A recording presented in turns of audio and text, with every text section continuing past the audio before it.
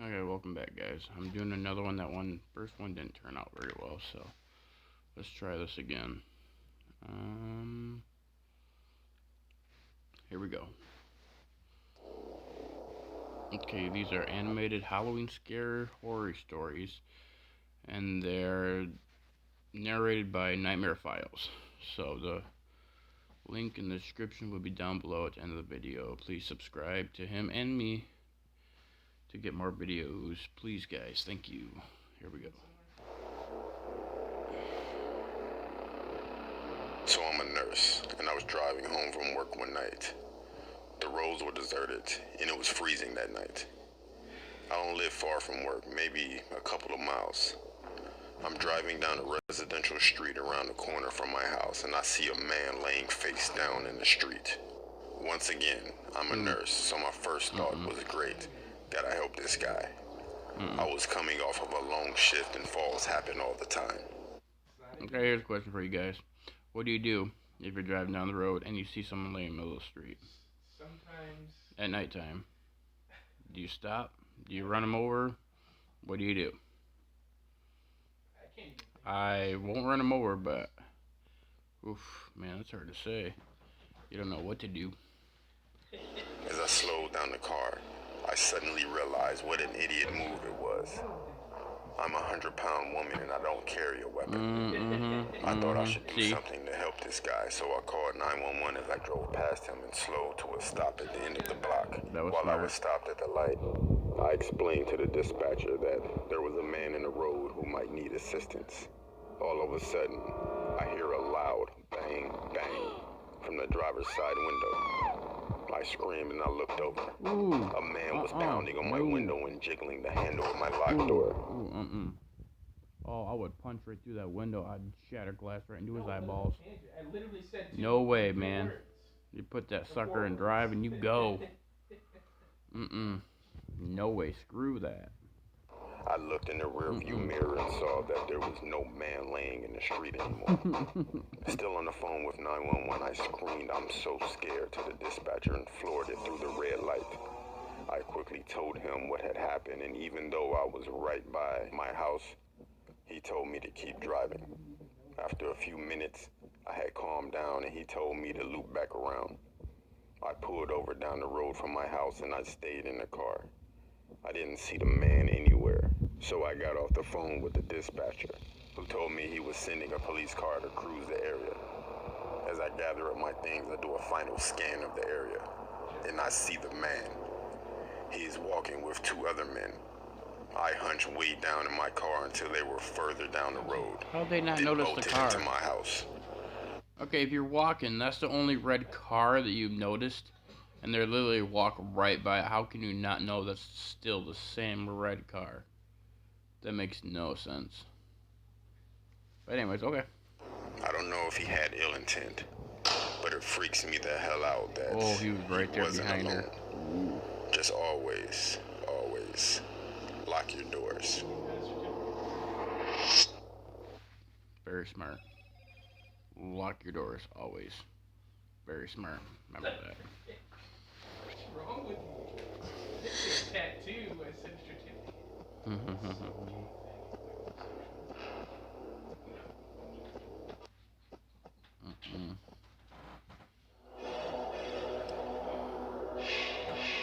I'm 30 years old, and this story took place when I was 13. My mother was a single mom, and she had to work 2 jobs. So I was home alone a lot, but it was okay because I was used to it. One night, I was watching TV while eating ice cream, and someone knocked at the front door. I was wondering who it could be, as my friends never came out this late and my mom would always use her key to get in. I opened the door, and it was a man standing there with his hands in his pockets. I said, "Hello?" He replied, "Hello, young lady. Are your parents home?" Stupidly, I said, "No. My mom isn't home right now. You have to come back tomorrow." He then said with a surprise, Okay, you don't tell them that they're not home. Yes, my parents are home. They're upstairs right now. Don't tell him no. That's gonna give him the opportunity to be like, oh, okay, she's home by herself. Let's break in and either kill, rape, or murder this girl. No, no, no. Do not tell them they're gone. Yes, they're home. They're upstairs. Come on, people. Oh, Come out on his face. Oh, that is creepy. you're all alone, huh? Oh my gosh. I said, yeah, I am. He replied with, okay, young lady. Have a nice night. Don't get into any trouble. He then walked be back away later. and I closed the door. He seemed friendly, but also weird at the same time. He was a little funny looking though. He was balding and had 70s styles glasses on, with a mustache and bags under his eyes like he never slept. About 10 minutes passed, and there was another knock at the door. I got up to answer it, but before I opened the door, something told me to put the chain on. I don't know why, but my gut told me to do that. It was strange because we really didn't use the chain. But I'm glad I did because as soon as I opened the door, it was pushed open, but abruptly stopped by the chain. Smart. Before I could even say or do anything, Very I smart. looked through the crack of the door to see the same man again. And he said in a startled voice, oh, hey there. I just wanted to make sure you were okay. As he stuttered. No, what a lying piece of shit. Everyone here, you're like the easiest to joke around with. Pervert. It was like he knew he failed getting inside the house and tried to play off any suspicion by speaking quickly and making it seem like he didn't just obviously try coming into the house. I said, I'm fine, thanks, and I shut the door. At that time, I didn't really understand the situation or the dangers of what just happened. But still, I was a bit freaked out and wanted my mom to come home soon.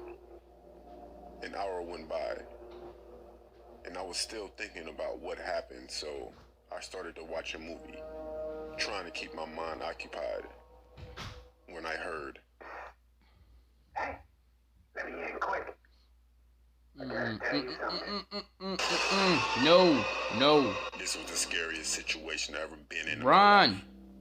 It was the man once again. He was talking through the letterbox. I shouted, leave me alone. The letterbox closed. Then the man started banging on the front door, screaming, let me in, you little shit, while slamming the front door handle up and down, trying to get in. Okay. Fireplace poker. Lift up the little nail slot. Jam that sucker right out. Ain't got no manhood left. Guaranteed. Fire poker. Slam right through that mail slot. He stood back crying, praying he doesn't get in. He eventually gave up and left. My mom came home about 30 minutes later, just to find me crying, and I told her everything that happened. We told the police, but they never found this guy. I look back, and I think how grateful I am that I had the feeling to put the chain on the door. Oh yeah. I hate to think what that man would have done if he had managed to get in. Think what he would have done if you wouldn't have told him that your parents weren't home. Tell him your parents are home. He wouldn't even been there anymore.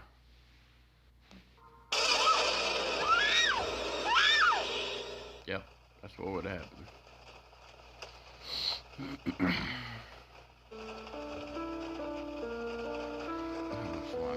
Alright guys, I'm going to be breaking this up into 2 videos.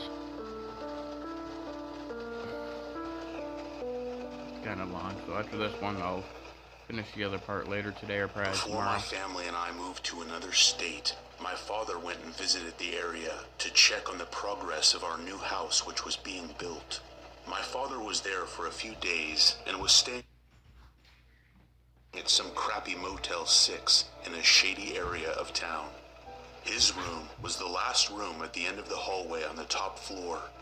In the middle of the night, on the last night he was in town, he was awoken by the phone ringing in his room. He groggily wakes up and answers the phone. It was the front desk, and they say something along the lines of, "Sorry to wake you, but we've been receiving a couple of reports about rooms being broken into and some stuff being stolen. We are calling to make sure that your door is locked and that you are safe." My father replies that he is fine and hangs up the phone. He decides to go double check that he did lock his door. As he sits up in bed, he notices that the door to his room is ajar. Being spooked, he cautiously checks the room and finds that nothing is missing and no one else is in the room. He creeps to the door and peeks out. Sitting right outside his room, on the windowsill of the hallway window, is his shaving kit. Creeped out of his mind, he quickly grabs it and locks the door. After he calms down a bit, he calls down to the front desk and says, "Hey, you just called me about the break-ins around the hotel, and I just wanted to report that my room was broken into when I was sleeping. Nothing's stolen, and I'm fine. Figured you would like to know." The front desk replied, "You must be..." That's like the most straight face for someone being terrified and scared that I've ever seen.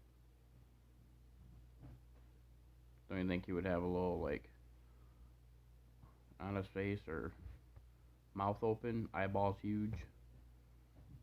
That's like, it's like whatever. He's like, no feelings at all. He's like, I don't even give a damn. "Mistaken. We never called your room, and we haven't received any reports of break-ins." Behind him, there's a guy standing right there.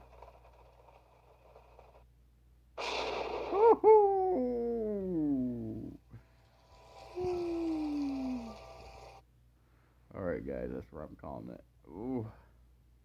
Next time when I finish up this other half, it'll probably be later tonight or tomorrow. I got a scary story I'm going to say. It was when I was with my dad on, when he used to do security. That is at Bayview.